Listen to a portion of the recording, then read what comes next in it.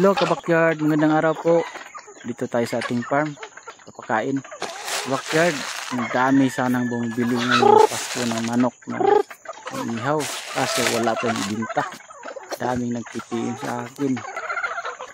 At saka sa pabo, pero wala pa tayong ibinta ng manok na Bisaya. Sa pabo meron na.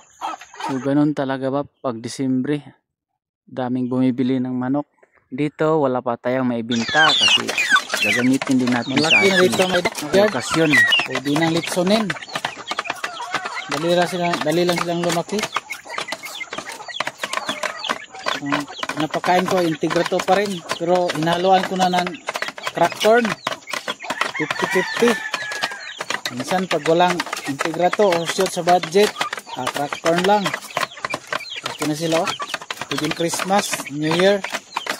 Pag walang bumibili dito sa December, sure na dami tayong lilitsunin, adobuhin, at saka pwede to sabaw o nilaga. Hello ka-backyard, magandang araw po. Dito tayo sa ating farm, papakain. Backyard, ang dami sanang bumibili ngayong Pasko ng manok na ihaw. Kaso wala pa yung ibinta. Daming nagtitiin sa akin. At saka sa pabo, pero wala pa tayong ibinta ng manok na Bisaya. Sa pabo meron na. So ganun talaga ba pag Disyembre? Daming bumibili ng manok. Dito wala pa tayong maibinta kasi gagamitin din natin sa malaki na dito may okasyon. Pwede nang litsonin. Dali lang silang lumaki. Napakain ko integrato pa rin, pero inahaluan ko na ng crack corn 50-50. Minsan pag walang integrato o shoot sa budget, crack corn lang.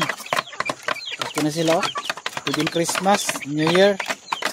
Pag walang bumibili dito sa December, sure na dami tayong lilitsunin, adobuhin, at saka pwede to sabaw o nilagang pabo.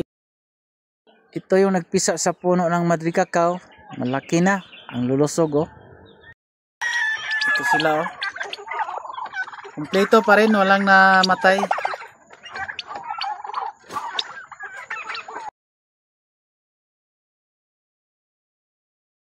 Dito, inatong tatlo, anim ito at tatlo at kina. Mukhang halos bai. Masa babae. Dito, 5 ito, naalagasan ng isa, namatay ang isa. Tatlo plus may siparit ko yung lalaki kasi nambubuli.